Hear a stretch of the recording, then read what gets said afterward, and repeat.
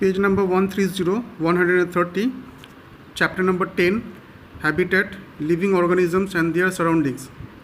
This is the third chapter of your second term examination that we are going to learn about today through this interactive video session. This is the module 1, first discussion of this chapter, chapter number 10, Habitat, Living Organisms and Their Surroundings. Through this module 1 discussion, we are going to learn about the meaning of habitat and the definition of habitat by providing the examples. We have to learn about the types of habitat such as aquatic habitats and the terrestrial habitats by providing the examples. We have to learn about the different components of habitat such as aquatic component and a biotic component and the abiotic component of the habitat along with the different examples. Thereafter, we should also learn about the interaction lies among the different biotic components, and under this topic we will learn about the meaning of producer, consumers, herbivores. These are the mainly primary consumers, secondary consumers and the tertiary consumers, and the saprotrophs,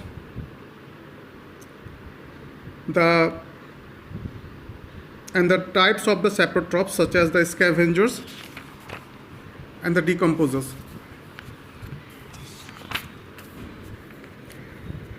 The meaning of the term habitat is the natural home of any living organism. The meaning of the term habitat is the natural home of any living organism.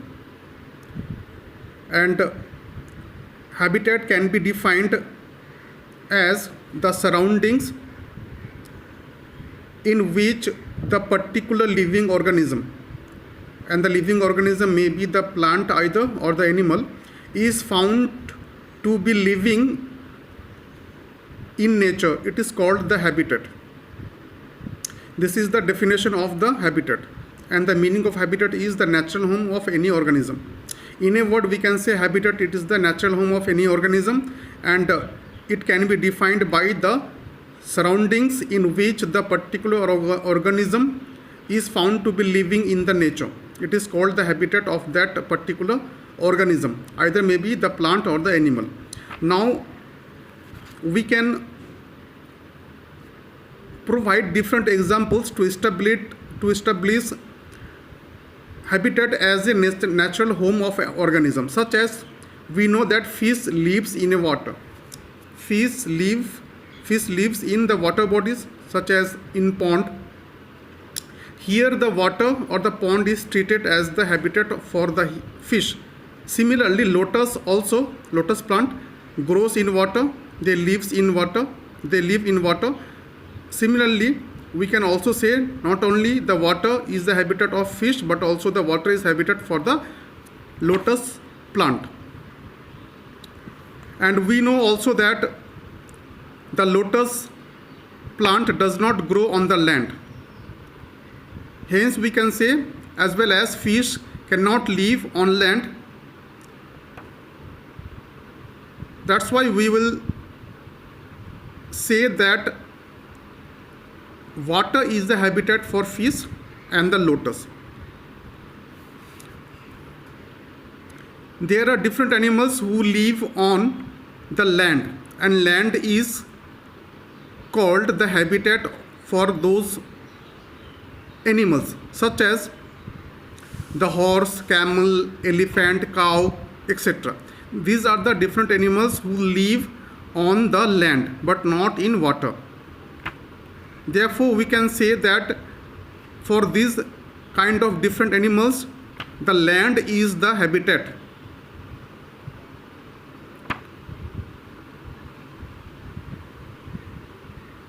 There are many plants and animals who are found living in water, and there are many also different animals and plants who are found living on land. And depending on the mode of living either on land or water, we can broadly categorize the different animals' habitat into two broader groups, such as the aquatic habitat and the terrestrial habitats. These are called the two distinct types of the habitats. The types of habitats are aquatic habitats and the terrestrial habitats. Mainly the aquatic habitats are called the water habitats and the terrestrial habitats are called mainly the land-based habitats.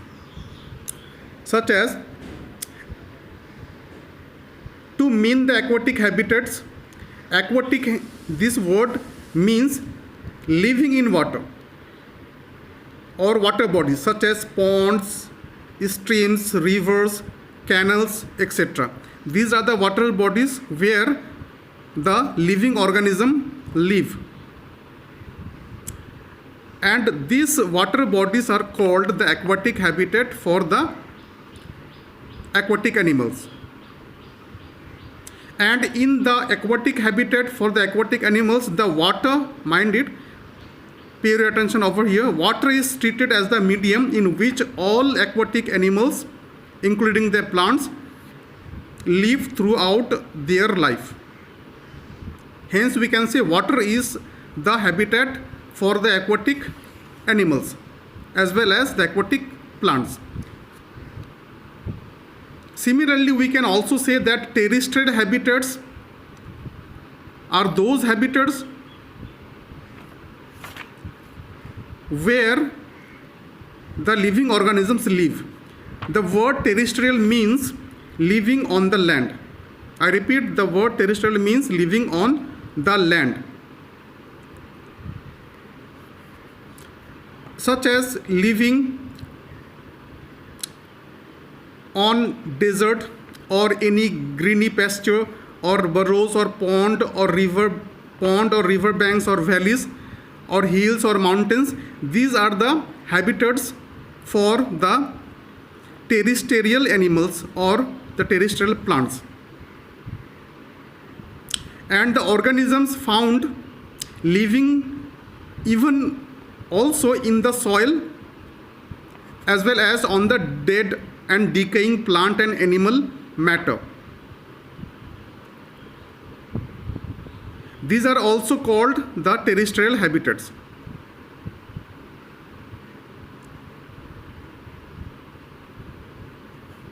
And on the terrestrial habitat, air, this is the medium in which the organisms survive. Hence, air is not the aquatic medium, but it is the terrestrial medium. Now we have to know the different components of the habitat. There are two distinct type of components of habitat, such as aquatic habitat and the biotic habitat and the abiotic habitat.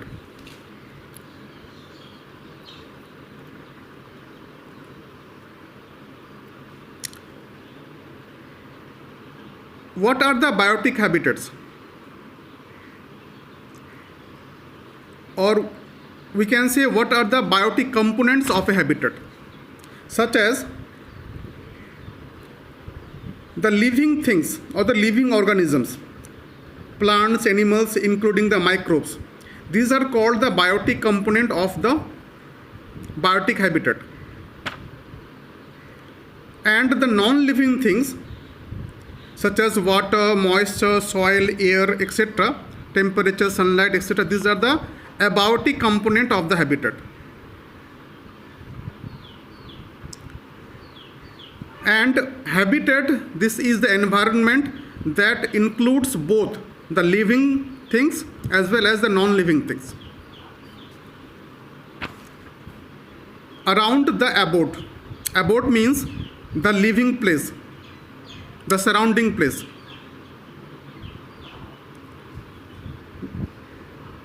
Hence we can say that in a habitat both the living components as well as the non-living components interact with one another. And this is called the symbiotic interaction between the living things and the non-living things. Or we can say the living component of the habitat and the non-living or the abiotic components. This is the chart through which we can easily understand about the two distinct type of components of habitat, biotic components of habitat and the abiotic components of habitat. Now, what are the different abiotic components of habitat, such as light, abiotic, temperature, abiotic, water, air, soil and fire? These are called the different abiotic component of habitat. Similarly, there are different biotic component of the habitat. Biotic components are mainly the living organisms, and we can classify them into two groups: plants, this is the living or the biotic component of a habitat, and the animals, including the microbes also. Now we have to know the different meaning of the different terms which are related with the habitat, such as producer, consumer, herbivorous, primary consumer, secondary consumer, tertiary consumer, and the saprotrophs. So far we have learned that plants and animals interact with each other in the environment, or to say specifically, they interact in their habitat. They depend on or upon one another for their needs. For example, green plants provide the food through photosynthesis. Not only food, but also the fresh air, oxygen, as well as the shelter to the animals. And in return, animals help the plant with providing the carbon dioxide, pollinating the flowers, dispersing the seeds and the fruits, and also providing with the nutrition in form of manure to the greater extent. This interaction between the plant and animal easily signify the interrelationship between or dependency between the animal and the plant, and this is called the interaction. Now we have to know the meaning of producer. In a word, we can say producers are mainly the greeny plants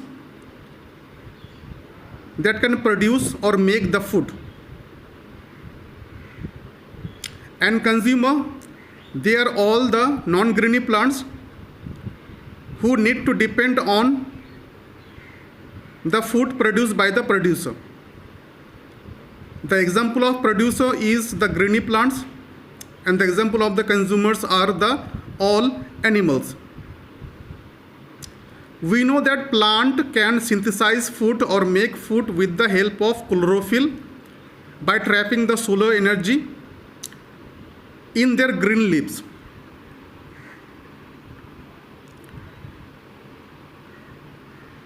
Through the photosynthesis process, and the food that gets produced through this photosynthesis process is directly available to the animals. Thus, the all greeny plants are called the primary source of all food on the earth. That's why the green plants are called the producer, because they produce the food on the earth. But on contrary, the animals dividing off the chlorophyll, they are not able to produce the food through the process of photosynthesis. That's why they need to depend on the produced food by the producer. That's why the all type of or all kind of or all different types of animals are called the consumers, as they need to depend on the production of the food by the process of photosynthesis by the producers. And animals are not able to produce their own food by themselves. They need to depend on the plants or the greeny plants. Now we have to know that depending on the mode of nutrition, we can categorize different living organisms into different categories, such as the herbivorous. Mainly the herbivorous are the plant-eating animals. I repeat, depending on the mode of nutrition, different organisms, living organisms can be categorized by different names, such as the herbivorous. Herbivorous are mainly those animals which fed themselves on eating the plant. For example, goat, cow, these are the animals who fed themselves on the grass, leaves, or the plant. And these are called the herbivorous herbivorous animal.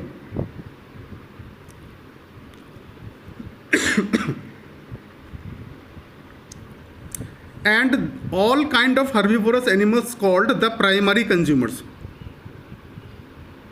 Why primary? Because these are the animals who feed themselves by eating the producer or the green plants. I hope the meaning of herbivorous is clear to you all, and all kind of herbivorous are called the primary consumers because they consume the producer. Now, there is the interaction between the producer, the greeny plants, and the primary consumer. And this is called the interactive relationship between the producer, greeny plant, and the consumer animal, primary consumer animal, such as cow, goat.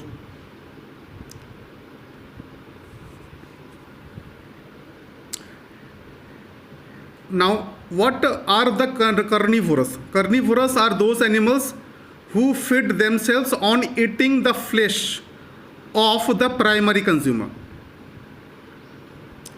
I repeat, carnivorous are those animals who feed themselves on the flesh of the herbivorous. That means the primary consumers. And all kind of carnivorous animals are called the secondary consumers. For example, tiger fed on the flesh of the goat or cow. Tiger is called the secondary consumer because it feeds on the flesh of the cow or goat.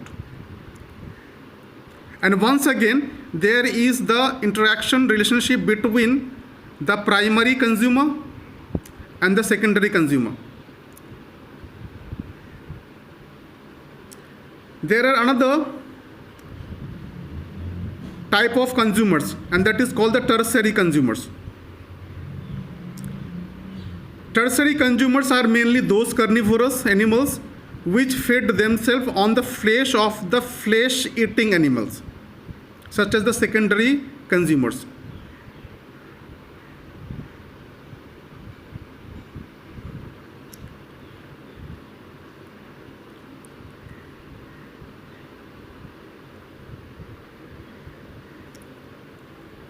Now we have to know about the saprotrophs.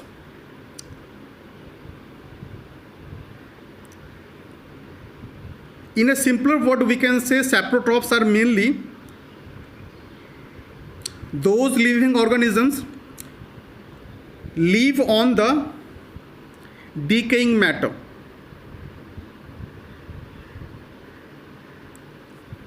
Hence, we can define saprotrophs in this way, that these are those organisms who derive their nutrition from the waste and the decayed dead matter. These are called the saprotrophs. I repeat once again, saprotrophs are those living organisms who derive their nutrition from the waste and the decaying dead matter by leaving behind the dry and the colorless and the odorless decomposed matter that goes into the environment in form of manure. That means saprotrophs are those organisms which produce the manure by decomposing the decaying matter or the dead matter.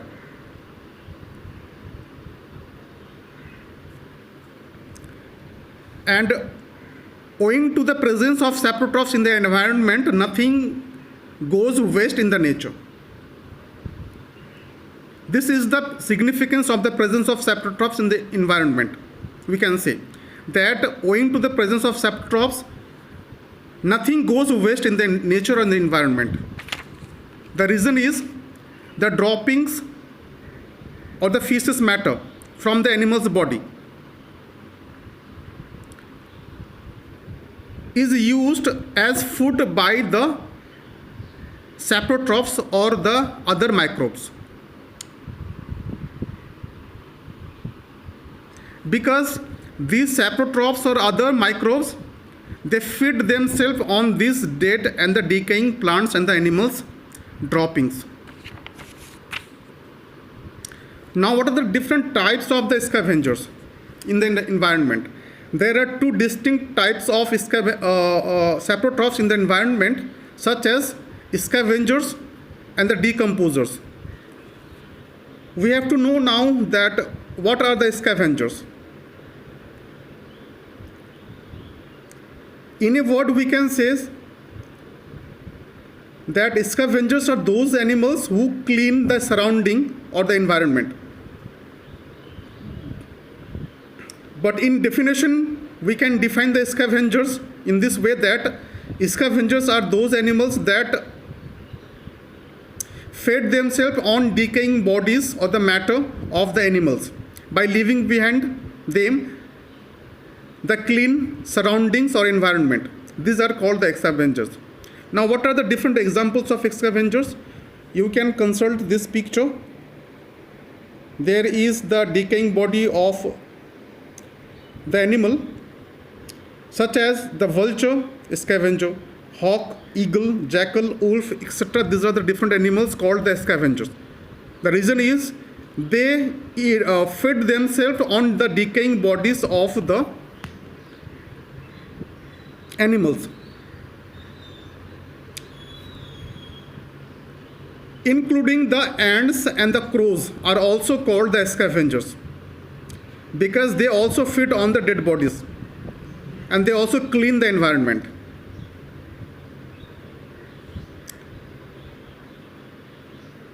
And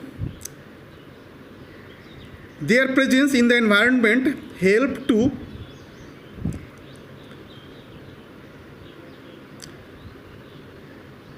clean the environment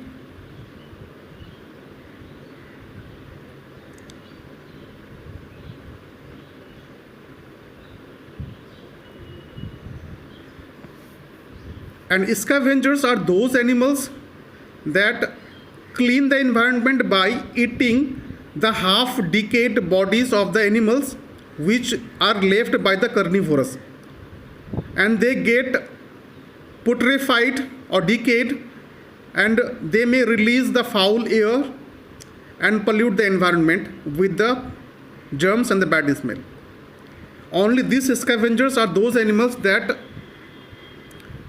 save the environment by eating these half-decayed bodies of the animals.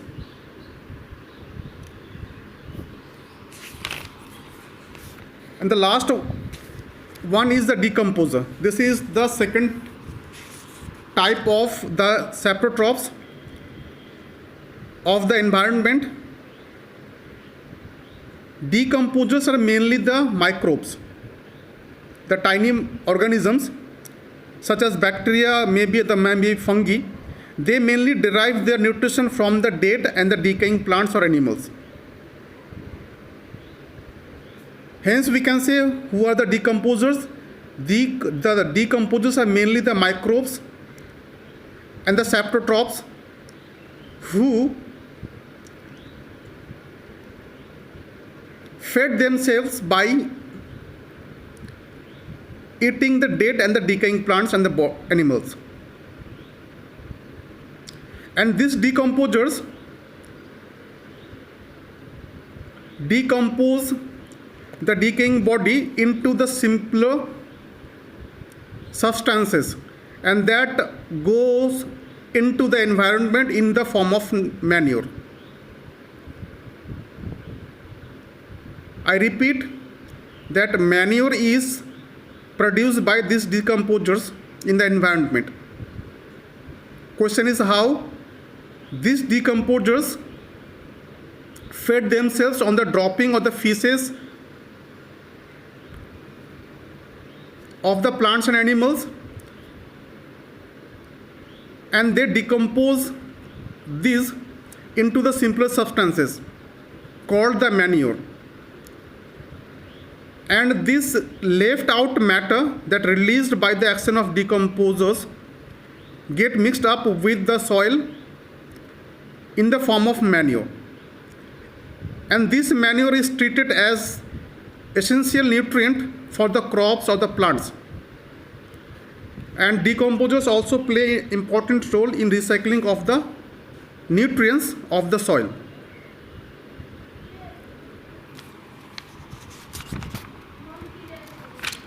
In our next video, we will discuss about the interaction among the biotic and the abiotic components of habitat. Thanks for watching.